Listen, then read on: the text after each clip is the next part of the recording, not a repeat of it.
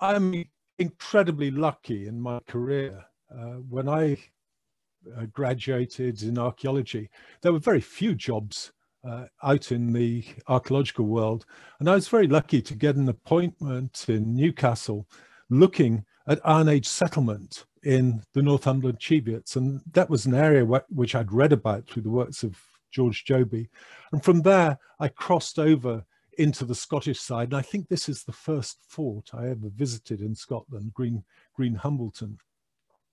But it was because of that job that I ended up being appointed to the Royal Commission on the Ancient and Historic Monuments of Scotland. I was actually appointed on the Society of Antiquaries Field Survey, and I think it's quite apt that John Stewart of Inchbreck, right the way back at the beginning of the 19th century, was advocating that 2 or 3 well-qualified persons might perambulate the whole of Scotland in the course of 1 or 2 summers.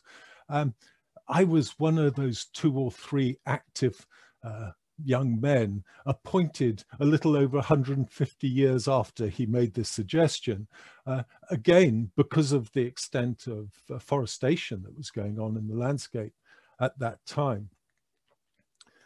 Now, since then, I've worked over wide areas of Scotland. I've been incredibly fortunate working landscape studies, and I've very much graduated from studying the Iron Age forts and settlements into being a landscape historian, anywhere from Perthshire to Dumfriesshire to Aberdeenshire, the Small Isles, out to St Kilda, North Rona.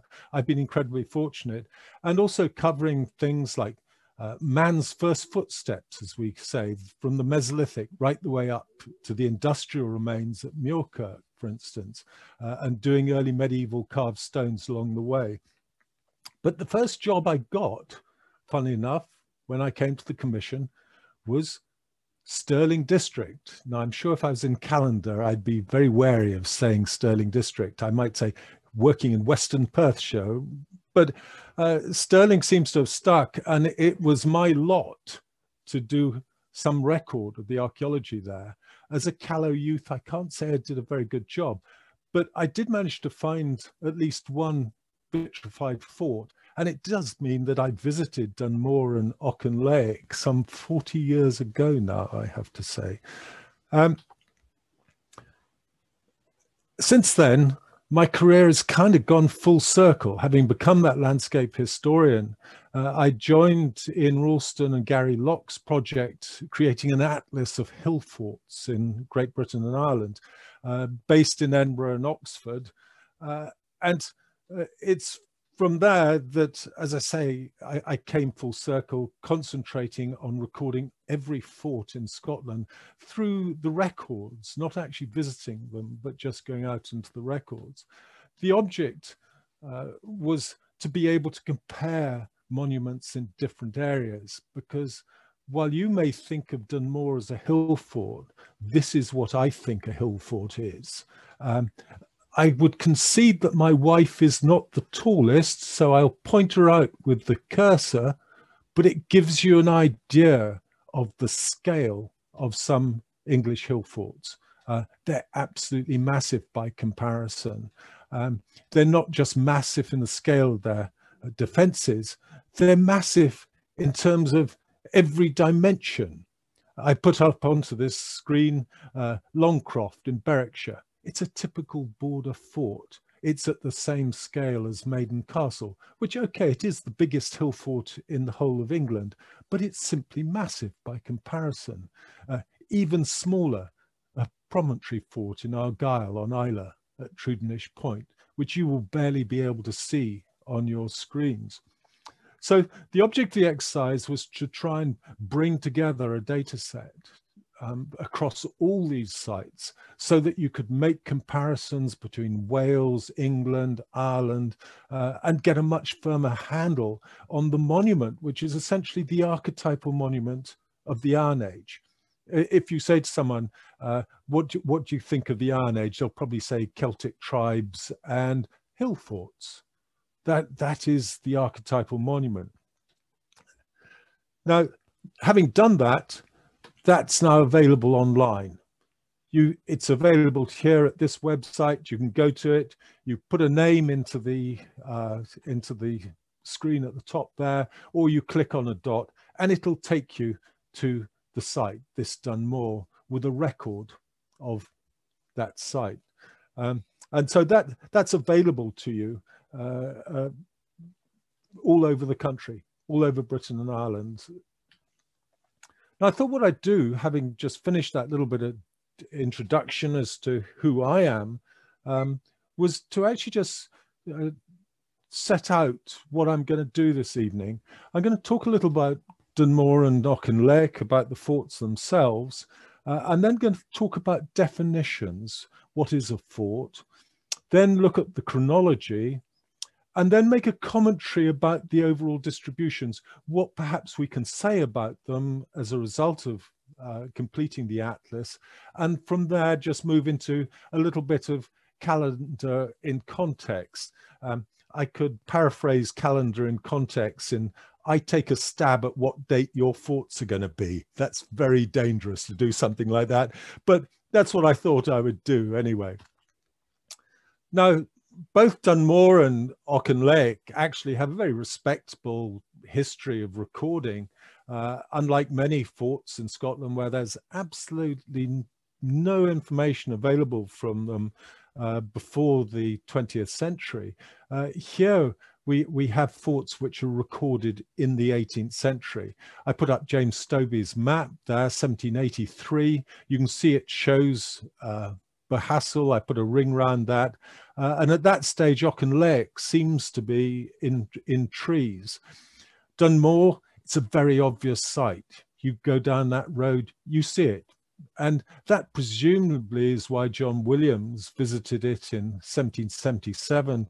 He was a mining engineer. He was interested in vitrifaction. That's the molten material that comes when you burn a timber-laced rampart, at a time when they were debating whether some of our forts were volcanoes or whether they were actually artificial structures.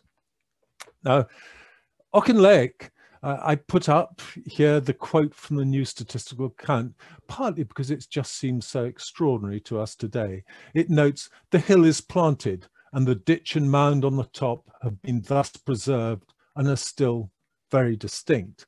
And I think by the time the OS got there in 1862, I think probably it was dense young trees, which is why we don't get any detail. But it just seems extraordinary that you should plant a site with trees in order to preserve it. But this is written in the time of the improvements, and sites like Auchinleck are being levelled and ploughed away. And you have to say, if you walk up, this is the northwest end of the fort on Auchinleck, if you walk up there, they did succeed in their object. And this was a technique of conservation being played out by improving landowners to preserve monuments, the very monuments that John Stuart was complaining in 1822 were being destroyed and needed to be recorded.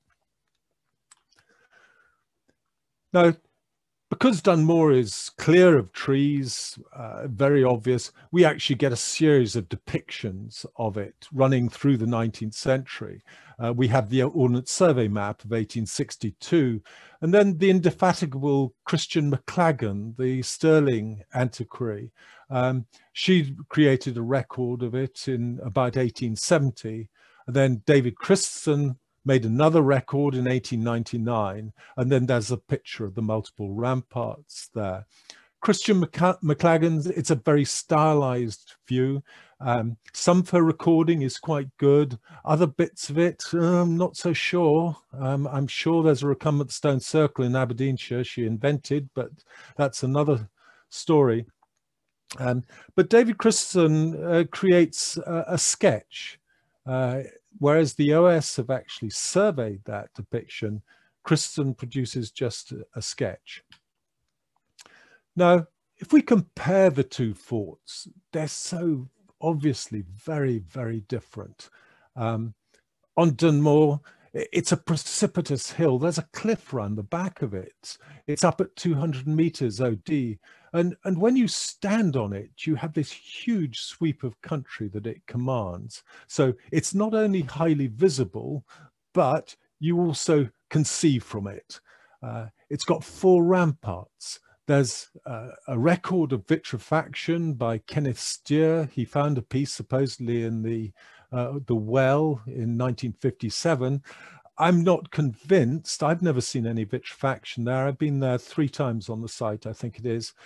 But I am conscious that it's built on a conglomerate, and that conglomerate can look very like vitrifaction occasionally. It's tiny. It's only 0.14 hectares. And I think there's a question as to where the entrances are into it. I'm not convinced by the entrance that Christian McLagan claimed down on this part here. My suspicion is that the annex, which is an unusual feature, that is actually entrance works, that you came up through this gap and then came round the belt of the entrance of the ramparts and up into the interior. But that's perhaps something for you to find out and debate in the course of the work there. The contrast with Auchinleck couldn't be more complete. It's a very, well, secluded is not quite the right word for it. It's very difficult to appreciate its outlook because of the trees. It would be intervisible with Dunmore, but you don't get that same commanding view. And if you were down in the valley, I don't think you'd see it in quite the same way. It's only got a single rampart, but it is a socking great rampart. I think there's a fall here of best part of 4 meters from the crest of the rampart down into the top of the ditch fills. So that's quite a substantial defense. It's draped across a low ridge, and it has entrances at either end, quite clearly defined entrances, which I see no reason to doubt that they're original. But the scale of it, you could fit the interior of Dunmore 3 times into the interior of Auchinleck. So it's quite clear they're very different types of forts. And it raises the question, well, what is a fort?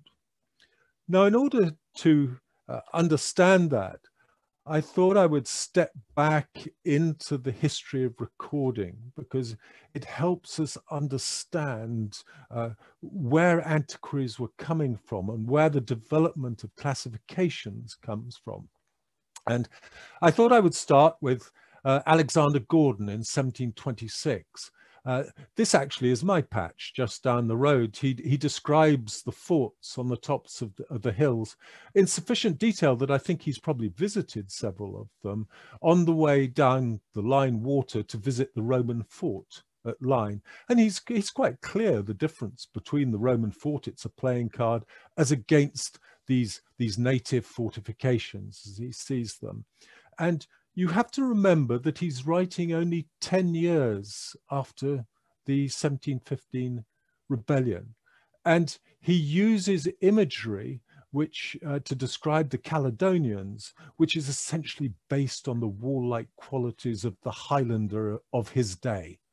And to him, Scotland was a very dangerous place. What could be more natural than building a defense to protect your goods and chattels, your family? And he projects this back into the past. And this is a theme of all antiquaries right the way through the 18th century and into the 19th century. And it establishes that any ancient earthwork has a military function.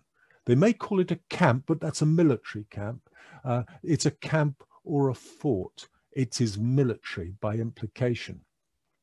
Now, that then continues on into the 19th century, and we see it expressed on the first Ordnance Survey maps. The 6-inch maps and many of the 25-inch maps are first surveyed between 1843 and 1882. And at first, you get quite a variety between camp and fort and things. But in 1864, Sir Henry James becomes conscious that the annotations of the map are not scientific enough. there are too many Druids and Picts being annotated on them, and he decrees that the annotations must be more scientific. And at that point, every camp becomes a fort. I say every camp. Funny things always happen in South Lanarkshire. Lanarkshire gets left behind in this, but you can see from the map on the right, which is the second edition, that by that stage, virtually everything that had been called a camp on the first edition map was by then being classified as a fort. Fort is embedded in the antiquarian literature. Despite that, no one actually studies the forts. I say no one, there are some exceptions, but they are very superficial. And I presented that in terms of a graph. The graph at the bottom of this slide shows the preparation of plans that I know of from all sources of forts in Scotland before 1880. And when you take that together with the very small number that Joseph Anderson refers to in his Rhine lectures of 1881, I think 82, something like that, on the Iron Age, you begin to realize how little work has been done. And he acknowledges that this is a huge lacuna in knowledge. That was going to change in 1880, courtesy of David Christensen. David Christensen, he had a house in Peeblesshire. He was under orders to take exercise and fresh air, and he didn't want to just walk for walking's sake. So he got out there and went looking for the forts that were mapped on the OS maps. And you can see the impact that has in the graph. That's the graph of plans, again, that I know of, published, of forts and earthworks in Scotland. So you see this huge change taking place. It's not only him, but also he stimulates colleagues. Frederick Coles down in Galloway, for instance, records many of the forts down there. And having started his work in Peeblesshire in 1885, he goes out every summer in this series of campaigns recording forts and earthworks across Scotland. And this culminates in his Rhine lectures for 1894, but he holds back on the publication of that till 1898. And that allows him to do another two series of summers in the field. And I think it's in that time that probably he comes up into Peeblesshire and he records the earthworks on Dunmore, amongst others. Now, to get a grip on who David Christensen is, I do like to use this, this slide.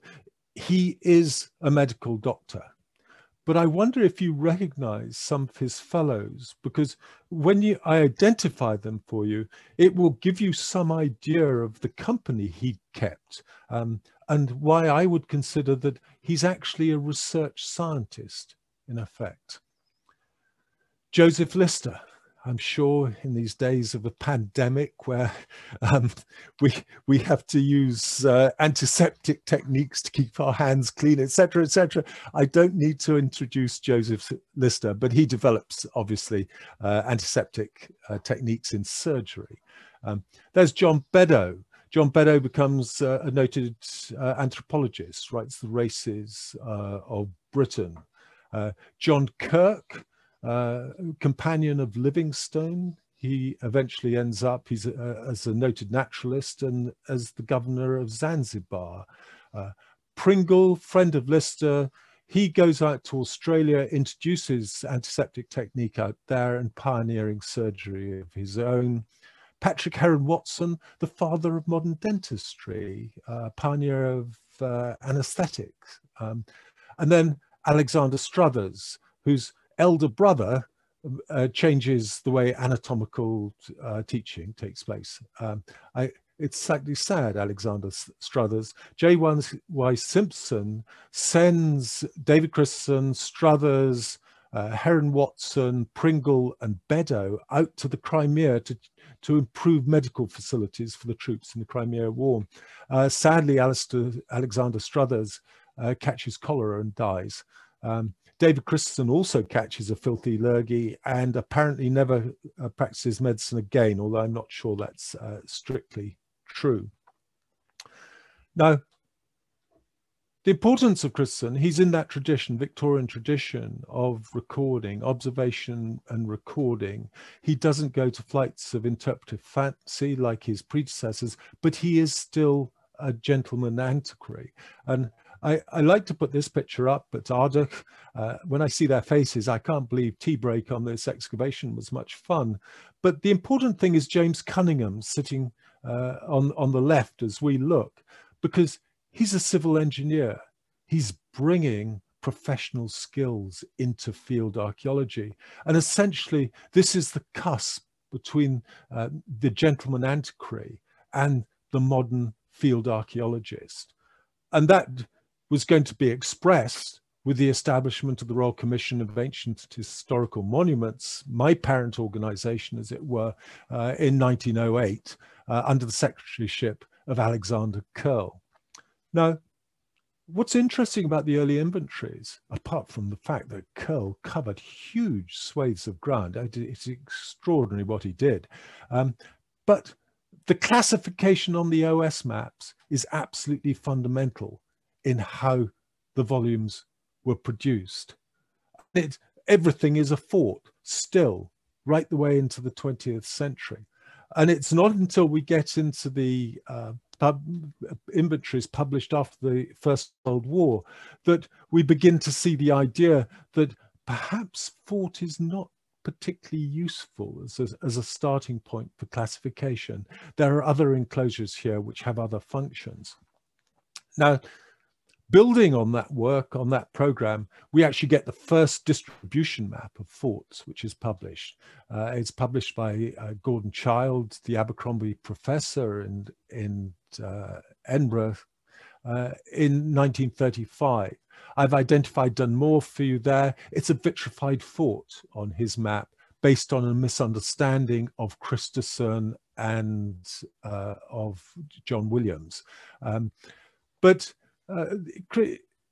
Child's important because he's using other classifications. He has a class of hilltop town here, which builds on the inventory's description of Traprain and the way the Midlothian inventory describes Kames Hill and Craigie Hill, which are quite large forts. So he's trying to get into an understanding of these, which has some kind of social interpretation to it, if you like. We can see the evolution of his thinking through a series of publications in 1940 and 1944, and he goes out and digs on a series of forts across Scotland. He has a definition of vitrified fort and Gallic fort. There are only 3 Gallic forts, and by 1940 he realizes that a Gallic fort where there are beam slots have been discovered in the wall, essentially Castle Law Forgandenny, Castle Law Abernethy and Burgh Head, that actually these are no different from the vitrified forts. They're one and the same, and he brings them together.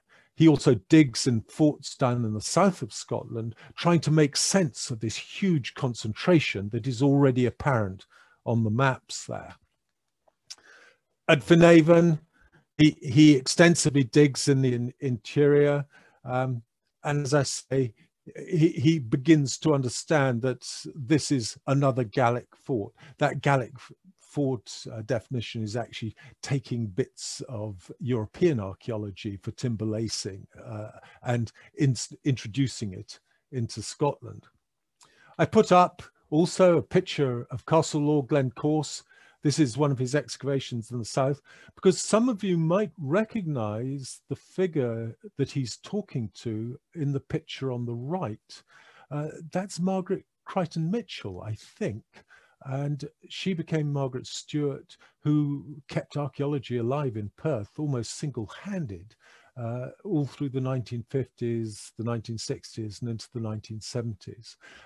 I think you should also note what I would expect to see of diggers on the site when I come and visit you in June, the chap at the top wearing his tie and tweeds and things along with his pickaxe. This was a proper excavation, you understand. Now, the real point of change in our understanding of forts comes a little bit later. It comes post-war, and it comes with the survey of Roxburghshire by the Royal Commission.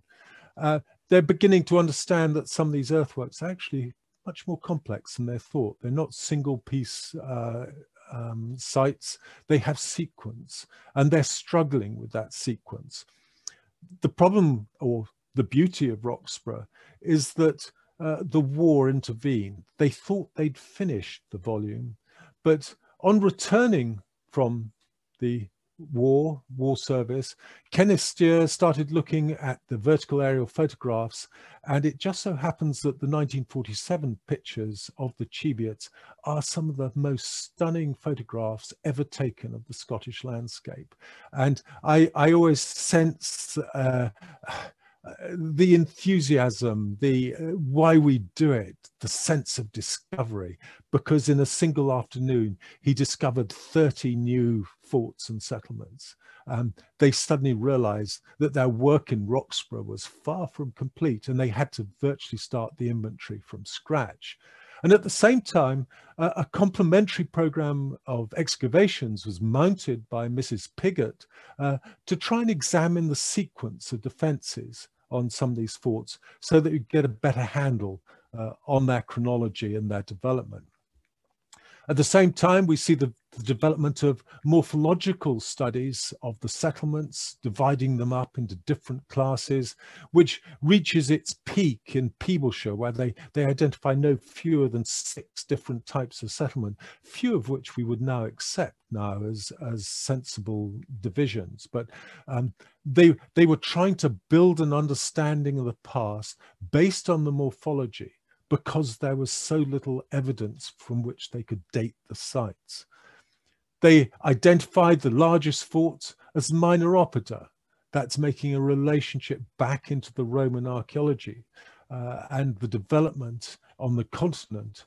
And this is the point at which we get the first definition of a Scottish fort, essentially.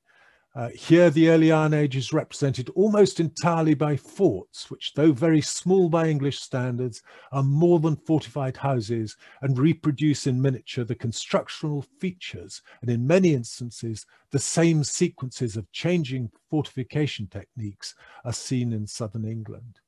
This then is the definition, and it's a definition which is exported through the RCHMS Survey of Marginal Lands in the 1950s. And it's that survey that brought Kenneth Steer onto Dunmore in 1957. It also leads to the first, or not the first, the second map of the overall distribution of forts in Scotland, published in the Iron Age in Northern Britain. It's very difficult, I think, today to appreciate the trouble or the problem of dating sites back in the 50s, well, back in the era before the application of radiocarbon dating to the Iron Age. The scheme I put up here is the one that Piggott put into that volume along with the map. And when Mrs. Piggott dug at Hoonham Rings, she couldn't conceive that the phases lasted for more than 50 years. And as there was Roman material in the last phase, that meant she was struggling to get beyond 100 BC. And in this diagram, we see part of that struggle by Stuart Piggott trying to pull out the chronology, because the first radiocarbon date from Staple Howe in a palisade in Yorkshire has come in as 450 BC. And soon this will be completely trashed, because George Joby gets an even earlier date of 510 out of the palisade at Hucko. Now, of course, we know it's not so as easy as that. You have to correct the dates, and a date in 500 today could be anywhere from 800 to 400 when you date it. But the struggle to release ourselves from the Romans is perceptible. We know better now. We have Broxmouth here in East Lothian. This is the most extensively excavated and dated site that we have. And you can see with the phasing, which have had further layers of statistics applied to them, that this is one that's starting somewhere, at least in the 7th century. And it remains in occupation ostensibly, continuously. I'm not sure I believe that, but that's the theme of the volume until the 2nd century AD. There are Roman materials in the final phase, but we have this huge depth of time that runs behind us. And in white, I've just put there the principal phase of the fortifications. It's the 5th century, perhaps the middle of the 5th century through into the 3rd century. The extraordinary thing to me is that despite the differences between our hill forts and somewhere like Danebury, which is the most extensively excavated English hill fort, Danebury still has that similar sort of chronology, 5th century. If we go and look in Wales, go to Pembrokeshire, you go and look at Castell Henllys excavated by Harold Myton. Lo and behold, it has that same chronology. It would seem that in the 5th century, there's a huge surge of building of fortifications right the way across the British Isles. Now, what I just wanted to draw your attention to here with the with that Broxmouth chronology of forts is not that phase 2, but phase 3. It's a very complex phase. It seems to have at least 4 iterations at Broxmouth, but it's essentially, let's say it's beginning at 400 and runs through to 200. It's in that period. What interests me about that is that if we make the comparison into what Child called his Gallic walls, his vitrified forts in the north, Finavon. Here's one at Barry Hill. They're very distinctive, massive timber-laced walls. You just look at the dates at Dunadir, 370 to 160, 390 to 190. They're in that 400 through to 200 bracket, effectively. Craig Fadrick, exactly the same. Dundirdil, much the same, although there we can refine the dating to later in the 4th century. And Tappernoth has now produced very similar dates. It's interesting to see that there are patterns coming through in which are different in different parts of the country. Now, some of our hill forts we've always known in England are actually late Bronze Age. This was first demonstrated conclusively at the Brython in Montgomeryshire in the Welsh Marches by Chris Musson, utterly secure radiocarbon dates and late Bronze Age artifacts here. And I guess we always knew that at somewhere like Traprain Law. When Curl and Cree excavated Traprain Law in the early 20th century, they got 30 bits of Bronze Age metalwork, late Bronze Age metalwork, out of what's called the Western Plateau, out of deep occupation deposits there. There is a problem in that the only circuit, which is ostensibly late Bronze Age, actually doesn't take in the Western Plateau. So there's a problem as to whether there really is a rampart there. But Tessa Poller on Rossi Law, carrying out an evaluation there, she demonstrated that outside the rampart here, there were burnt palisades, which are late Bronze Age in date. That means they date from between 1000 BC and 800 BC. So our archaeology is tying in very much with bits of that English chronology. And I think when I look at the map, it's quite interesting to see our very largest forts. They are spread all over Scotland. I would be prepared to bet that a good number of these are going to be late Bronze Age in date.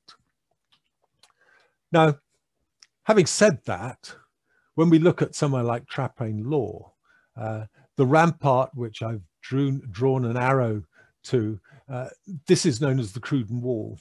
It steps down off the summit, overlies a rampart and deposits which contain Roman goods. having said that it's late Bronze Age, it's quite clear that there is a Roman and late Roman and indeed early medieval occupation at Traprain Law, because after all, that's what the hoard of silver dating from the 4th to the 5th centuries is about.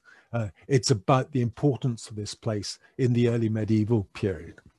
And what I think is more shocking to me is the discovery, courtesy of Gordon Noble's work at Tapper North in Aberdeenshire, that the outer enclosure here, which we can see this absolutely smashed rampart, which most of us assumed had been robbed to build the fort on the top, that actually this is dating from 5th, 6th century. It's something like of that date. It's early medieval in date.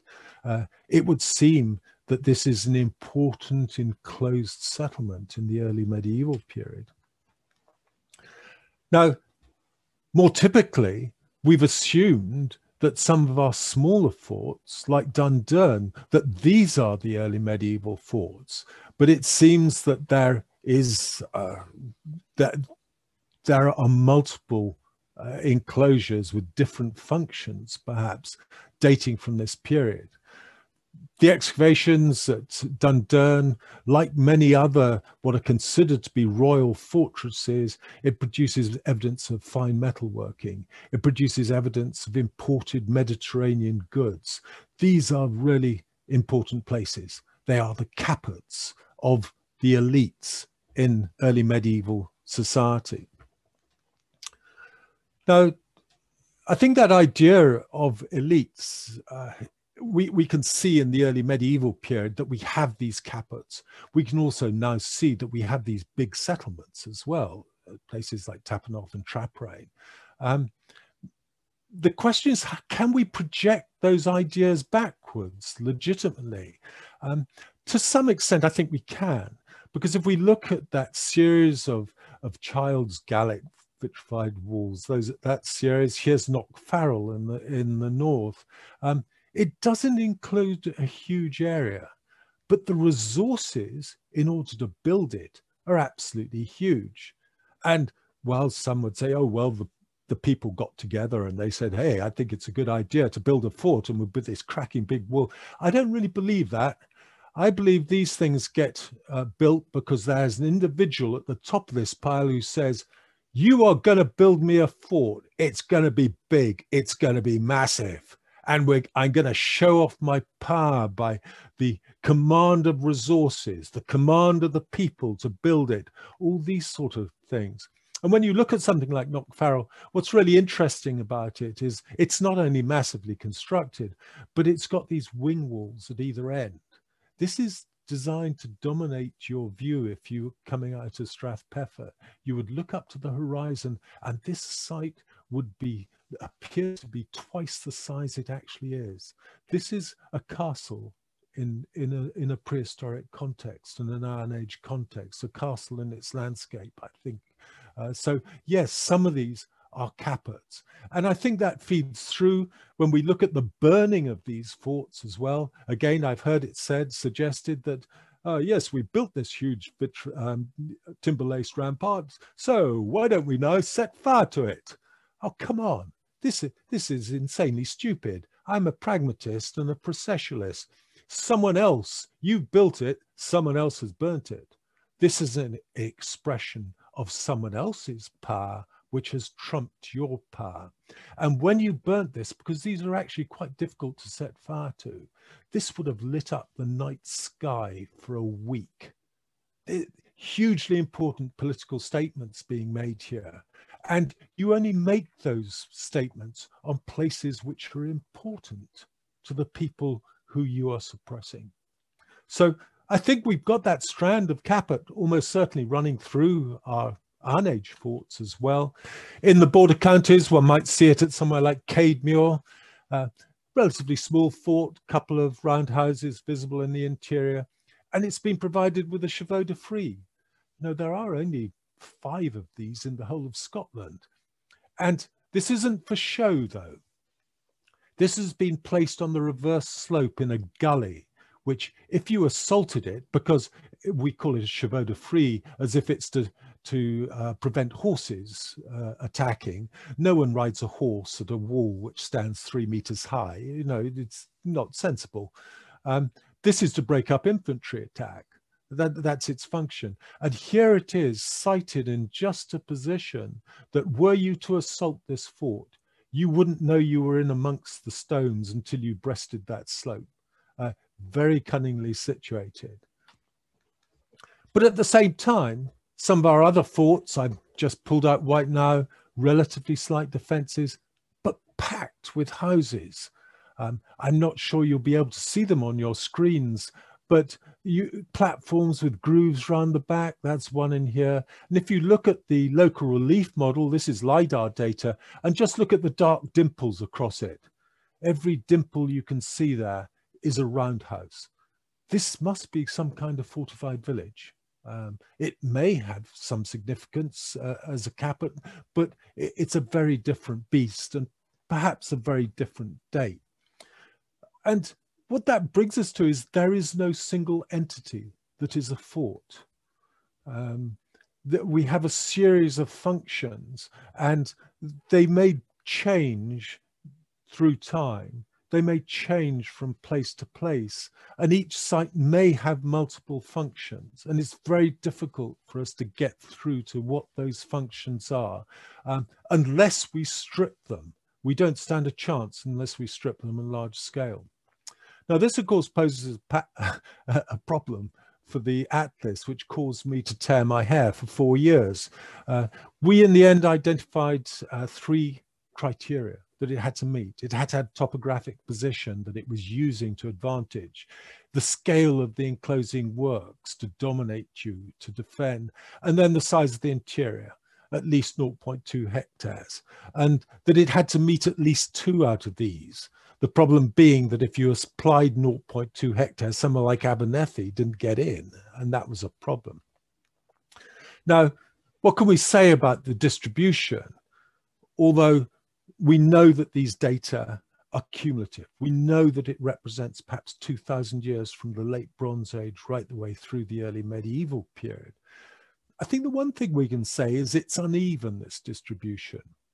And where we are, that's we, Callander, is in a thin part of the distribution.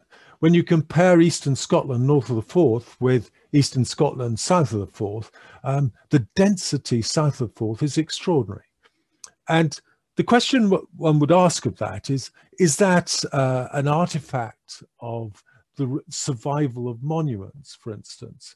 And we can answer that, because if we look at the distribution of crop-marked forts, which is on the left here, and compare it to the overall distribution of crop marks, Eastern Scotland is placed with intense crop marking. If it was a visibility issue, then there should be dozens of forts coming through in the crop marks. What actually happens is that across Angus and Perth, a thin distribution gets a little less thin. In the southeast of Scotland, a dense concentration gets even denser. There is a real pattern at work in here. We can see that pattern also to some extent if we look at the sizes. You don't need to read these graphs, you just need to appreciate that the overall graph of the data on the left is different to that in Lothian, the Borders and Northumberland on the right. That peaks at between 0.2 and 0.3, whereas the overall data, it's much of a muchness in those smaller scales. But if we compare the Borders on the right with Atlantic Scotland, there you see this preponderance of tiny sites. It's telling us that there's something going on in these patterns. And if we move that along and just look at Perth and Stirlingshire as part of it's an unsatisfactory grouping in some respects, but we see again smaller sites, but there are shades of the Borders. Angus, Kincardine and Aberdeen in the northeast, entirely different. What I think we can say is that there are regional patterns embedded in here. Ever since Stuart Pigott defined the Tyne Forth province, the northeast, we believe that there is some regional patterning here. And we're beginning to see elements of that, but with subtle twists. Dumfriesshire is clearly not part of Galloway in the southwest. It's part of Tyne Forth. I would divide his northeast province because it seems to me that the far northeast is very different from Perth and Angus. But I wouldn't want to push it too far, because I think it must be more complex than that. And the reason I say that is that if we look at the bigger forts, the forts I've taken here are the forts over a hectare. This is using Atlas data. You too can create these sort of maps if you want. Yes, they're denser in the southeast, but there's a much more even spread across the whole of Scotland. And what it makes me wonder is if essentially there's a normal late Bronze Age and early Iron Age, that surge of fortification that we see across the British Isles at places like Danebury, at Castell Henllys in Pembrokeshire, at Broxmouth, that is actually being played out across the whole of Scotland. And that the dense concentration of forts and enclosures in the southeast actually comes later. And that's why I was drawing your attention to that difference in the chronologies at Broxmouth, and where the vitrified forts of the northeast seem to be fitting into that. And we see that with that distribution of those oblong forts and the massively vitrified, thick, timber-laced walls. They have a very distinct distribution, which doesn't go down into the southeast. It's very clear that is a distribution. One might dispute some of the Western examples of that, but certainly running up Strathmore, it's very clear that is a distinct region, and that's coming in on that secondary phase of Broxmouth, if you like. So this is the divergence of the settlement patterns. It's divergence of social patterns, because these represent cappots. These are what I call castles in their landscapes. And at somewhere like Castle Lawford and Denny, you can actually see, here is the oblong fort, the massive vitrified. It overlies an earlier fort. That is the normal Iron Age, if you like, the normal late Bronze Age. This is the imposition of a new type of structure, a new type of social structure, I think, perhaps, inserted into this landscape. So where does Auchinleck sit in this? Well, I think Auchinleck is it's one of these, Gallamure and Stirling, which we see as a crop mark. Okay, it's got 2 ditches. I'm not going to worry about that. I think it's part of that normal Iron Age. If I was going to take a stab, yeah, I think you're going to get 5th century dates out of that. Perhaps it may go a little bit later into the early 4th century, but my bet would be that that's where it belongs. And that it's part of that earlier state, whereas what we see later is a division based on the circles that I put, the ovals that I put on the map there. That represents the divergence. Auchinleck is pre-divergence. And the divergence ultimately is going to lead into settlements where routinely souterrains are part of it. It'll lead to the Perthshire ring forts and homesteads. They're part of that divergence. You don't find those. You find a few souterrains in the south, but not in any numbers. You don't find ring forts in the south. They are particular to bits of Perthshire. It's about the divergence of settlement. Now, I've said nothing about the Romans. That's characteristic of me. I don't like the Romans. It's complicated. they have these chronologies which demand that you know everything to the nearest year, and I'm used to working to a couple of centuries. It's much easier that way. But I put up this slide here because the frontier system that Agricola establishes at the end of the 1st century, it essentially recognizes a topographical truth, as it were, that when you get to the point where military power is equated with strategic position, then Stirling suddenly becomes a hugely important place. And I think it was Jenny Wormald, I may have got it wrong, but she said that anyone who wants to understand Scottish history, they need to understand Stirling. It's a hugely important place. It's an island in an area which had moss out to the west, the wet meanders of the Forth out to the east, and you had to cross at the fords of Frew coming up into going northward.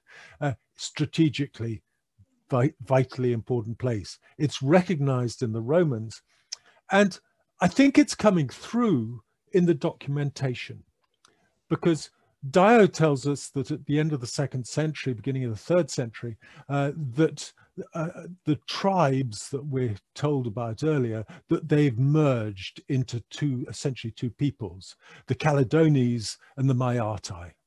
And the interesting thing about the Maiatai is that we can place them in the landscape. They're embedded in the place names of De Maiat and Maiat Hill. And lo and behold, they're on opposite sides of the Stirling Island. It's telling us, I think, that in this configuration, that strategic importance of Stirling has been recognized. And we find the same thing in the district of Mannow. Mannow, which etymologically, I think, has a relationship to islands. I was trying to look that up for you and failed to find the reference. But of course, Stirling is an island. And when you look at Mannow, which is commonly associated with Godolphin in the early medieval period, the place names are put it in exactly the same part of the world, opposite sides of the Forth Valley at Stirling, effectively. Clackmannan, Slammannan, Dalmeny, those are the names that puts Mannow into the landscape. So when I look at that, here we are looking out over De Maiat. It has this heavily vitrified dune on the summit within a slightly bigger fort. Maiat Hill is in the distance. Who would bet against the significance of the fort that sits on Stirling Rock? It has to be a vitally important early medieval caput, doesn't it? And it's a caput which is then going to have a hinterland with other caputs in it. And of course, Murray Cook's evaluation of Abbey Craig, early medieval dates out of it. It's an early medieval caput. And when I look up into Dunmore, this view across the Lake of Menteith, you probably know this country better than me. Surely that's Ben Ledi up there. So Dunmore must be sitting down here, commanding the mouth or the exit from the glens there. What does Dundurn do? Commands the exit from the glen. What does Hill of Kingseat do up at Dunkeld, excavated by Davy Strachan and AOC? Commands the exit from the glens there. I suppose it could be the entrance to the glens, but let's see it as an exit. Early medieval caput. I think if I was to place my bets, I'll be very disappointed if an evaluation of Dunmore doesn't produce us another early medieval caput. And I think that's where I'll now leave it. Thank you very much for listening. That's fantastic. Thank you so much, Stratford, for a really fascinating talk. Generated a lot of interest in the chat and the Q&A. Very exciting that this can take place just prior to the excavations as well. It really sets everything up.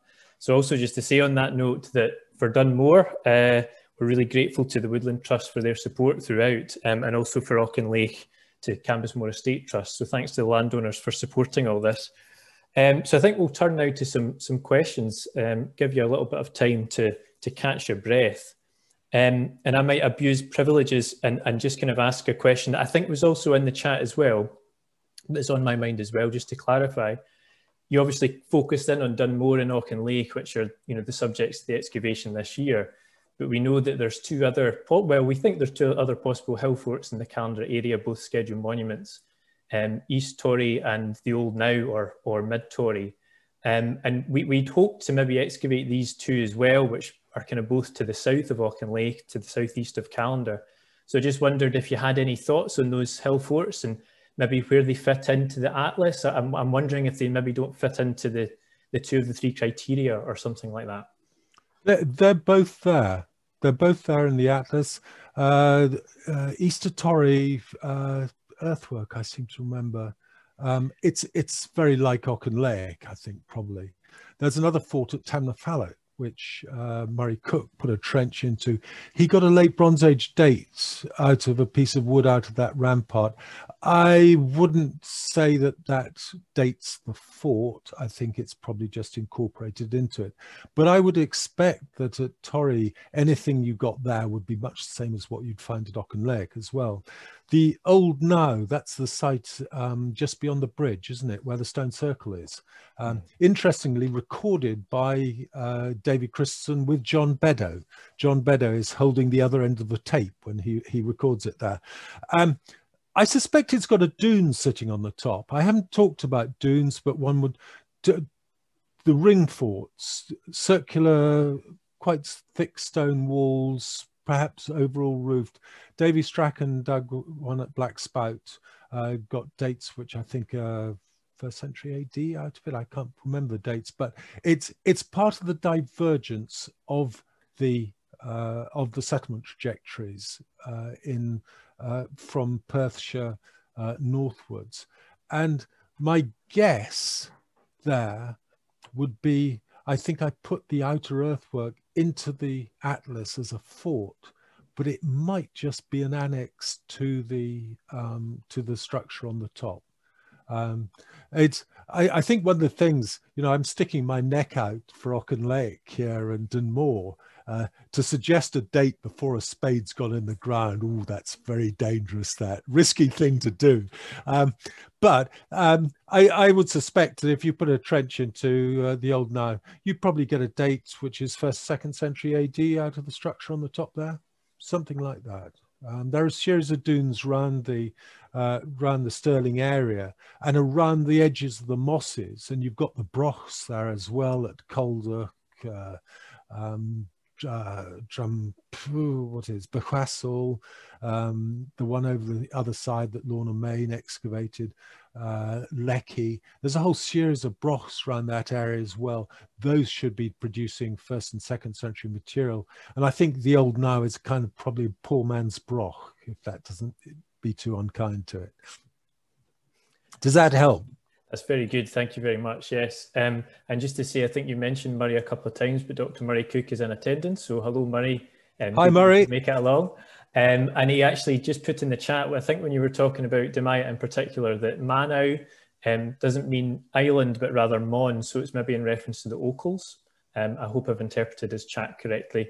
And he also points out that early medieval dates were obtained from Maiatai as well. I don't know if that sparks off any thought. Oh, he hasn't told me that. He's kept that a deadly secret from me. You're suitably ticked off, Murray. Nobody ever tells me anything. I'm very conscious in saying this, that I haven't tried to pull together the range of radiocarbon dates which are currently available. Tessa Poller's work up in Strathern, we have a whole series of dates there. They aren't published yet, and I don't know the context of the dates clearly enough. So I felt it's easier to skate on thin ice without referring to them. Murray's work, obviously, at Abbey Craig, and now Maiatai. Yes, I'm interested to hear that. Fascinating. Not sure about, he's probably right about the etymology. I couldn't find the reference that I originally take from, but there's always a confusion between the Isle of Man and Manau in the early medieval texts and which is being referred to. And because of that confusion, that's where the manor link and the island is coming from. I'm not original in saying it. It has been observed by others. That's all I can say. Murray's probably shouting at his screen now. We'll wait to see if he pops anything into the chat. Oh, here we go. He does actually say the place names of Clackmannanshire is a source for Manow, which I think is that Nevin and Simon Taylor. I won't put Charlotte in the spot, but Charlotte, if you do have any questions you'd like to ask Strat, just jump in at any point. But I'll pick up one from Andrew Murray, who put into the chat. You had Gallymuir up earlier. So why is Gallymuir a perfect circle? And was there something in the landscape that would make it so? Oh, that's an interesting question, that, because when you look into the forts, we get forts which are tailored to the topography. And then we get forts where the design is imposed upon the topography.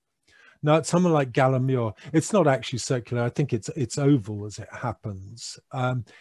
It's not a very distinguished landscape. There isn't much topography there. So if you're going to build something, the options, you're either going to build it rectangular or you're probably going to build it oval. And so it just comes out that shape. Rectilinear, well, we don't have any rectilinear forts, but there is a strand of rectilinear settlement that comes through in southern Scotland. It tends to be late Iron Age into the Roman Iron Age. So typically you'd get this circularity coming in, this sort of oval sites. But in certain parts of the country, particularly in the southeast, I'm very conscious of a series of highly circular forts. And I feel it should be telling us something. But the problem today is that morphology is very unfashionable. So morphology has kind of been discredited because of the way they were using it in the 1950s and 1960s. In lieu of any datable finds, they thought they could use site morphologies from which to write cultural history. And that is now wholly discredited. So it's very difficult, this sort of circularity argument, what it's actually telling us. But I think this, if you look at forts, it's very clear that some, the topography defines the shape of the fort. In others, the fort defines the shape of the topography, if you like. Ochen Lake, when you go and look at it, it's kind of draped over the ridge. Instead of straightening down the sides of the ridge, the oval keeps on going down the slope. I say all go there. I'm sure you're all going to visit Ochen Lake. When you go and look at it, the slide I showed you of the rampart on the northwest end, you're on the crest of the ridge, and from there it drops down the sides in both directions. Probably rather bigger on the southwest side, which may be telling us that that's the side they expected people to see it from. They were trying to show off in that direction. But I do feel that in some areas, you might be able to use that circularity as an argument to group certain sites. But we're back to that problem. Until you put the spade in the ground, taking a punt on the date and significance is high risk. That's grand. We've just got a comment to say that I think Gwen, hi Gwen from the Woodland Trust, hello, is trying to access the atlas but is having difficulty getting through to it. As far as you know, it should still be up and running. Funnily enough, I tried it earlier today and there was a problem. It's housed in Oxford, Oxford University in the archaeology department there in the institute. It may be that they're doing something to their website. I can only apologize, and it should come up in due course at some point. I haven't been told by my colleagues that it's entire rubbish and they've taken it down forever. So I'm sure it will go back up in due course. I can only apologize that he hasn't managed to get in. That's grand. I don't have any other questions in the chat, but I have one myself that I would quite like to ask. Charlotte, if you've got anything, again, jump in, just interrupt me. But I was going to ask, you've got Dunmore up here, and you discussed you know, the identification, I think, initially by Christensen about the entrance, but you kind of think it's maybe relating to the annex. I was just wondering if you could maybe elucidate on your rationale for that at all. If you go down to the entrance on that end, the break in the rampart here is quite convincing. It looks quite good, but it then runs into problems as it comes through at this end, because this rampart and that one, they return and join round the end. So it's not a natural line to go into the bottom of the ditch there to then go up through the ramparts. And that leads me to wonder, it could be that the rampart system's multi-period, that this is an earlier break, an earlier rampart, which there are all sorts of possibilities in there. So I think that this entrance is slightly suspect, although there is a sort of artificial platform out to the front of it, which I'm not quite sure what that is about. In this end, the current footpath going up through the ramparts, I think, is clearly a more recent break. I don't think there are no terminals on the entrances there. And it's very curious the way the annex on this side, if you trace it round and walk it round the slope, it doesn't return back up onto the ramparts.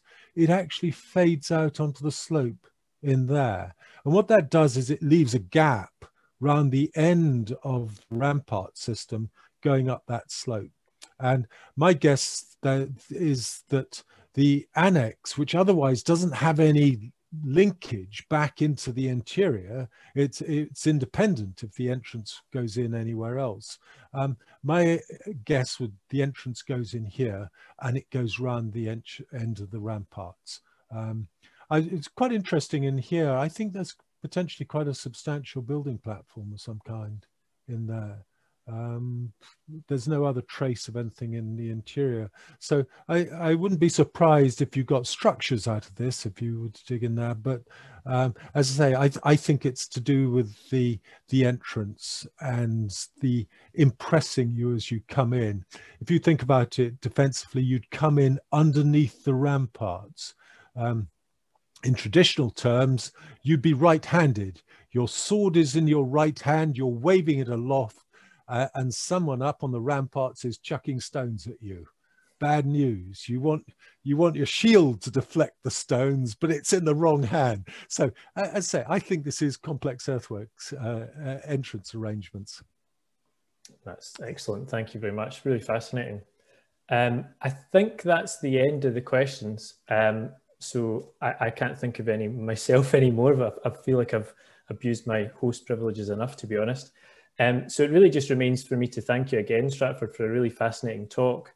Really helped us to put Callander's Hillforts into context and really set up our fieldwork later this June very, very well indeed. So a huge raucous round of applause would no doubt be happening if we were all here in person, so you'll just have to imagine that. You're really, very kind. thank you again for a really fascinating talk.